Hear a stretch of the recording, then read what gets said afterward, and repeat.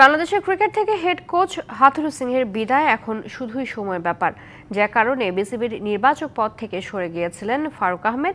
তিনি আবার বোর্ডে আসছেন সভাপতি হয়ে। তার অধীনে এই শ্রীলঙ্কার কোচের থাকার সম্ভাবনাই বেশি। তবে বিসিবির মাথায় রাখতে হবে বড় অর্থ জরিমানা দেওয়ার কথা। এই জায়গায় হেড কোচ হওয়ার দৌড়ে এগিয়ে আছেন মোহাম্মদ সালাউদ্দিন। শেষ মুহূর্তে কোনো পরিবর্তন না আসলে সাবেক অধিনায়ক ফারুক আহমেদই হচ্ছেন বিসিবির অন্তর্বর্তীকালীন কমিটির সভাপতি। ক্রিকেটকে নতুন করে ঢেলে সাজানোর প্রত্যয় নিয়ে আসা এই কমিটির প্রথম অ্যাসাইনমেন্ট হতে পারে হেড কোচ চান্ডিকা হাথুরু সিংহের বিদায়। পরপর দুই বিশ্বকাপে ব্যর্থতা, ক্রিকেটারদের উপর ডিক্টেটরশিপ সহ পরিচালকদের সাথে মনোমালিন্য হাথুরুর সাথে প্রকাশ্যে। শুধুমাত্র নাজমুল হাসান পাপনের আশীর্বাদ তুষ্ট হয়ে এতদিন ছড়ি ঘুরিয়ে গেছেন হাথুরু। তবে নতুন বোর্ডের সভাপতি হিসাবে ফারুক আহমেদ আসলে সেটি আর হচ্ছে না। সাবেক অধিনায়ক ফারুক আহমেদ বিসিবির প্রধান নির্বাচক পদ থেকে ক্ষোভ নিয়ে পদত্যাগ করেছিলেন।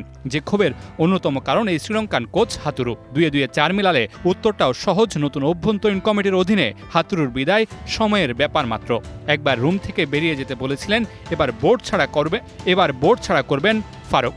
Most of the time this guy talk to the president and does something যেটা টিমের জন্য বিরাট হ্যাম্পার করে। তো আমি তখন বলছিলাম যে you just give me some feedback what you want, but selection is my job, make the team is my job. So he didn't like it. I said if you don't like it you can get out of the room. সেক্ষেত্রে অবশ্য বড় অঙ্কের টাকা গুনতে হবে বিসিবিকে। সূত্রের খবর, তাতেও আপত্তি নেই সংশ্লিষ্টদের। ভবিষ্যৎ ক্রিকেটের কথা চিন্তা করে সব ধরনের সিদ্ধান্ত নিতে প্রস্তুত তারা।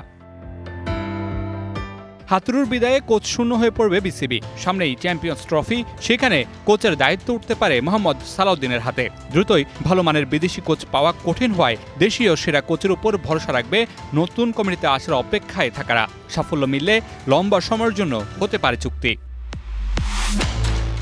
Mamunur Rashid, DBC news, Dhaka.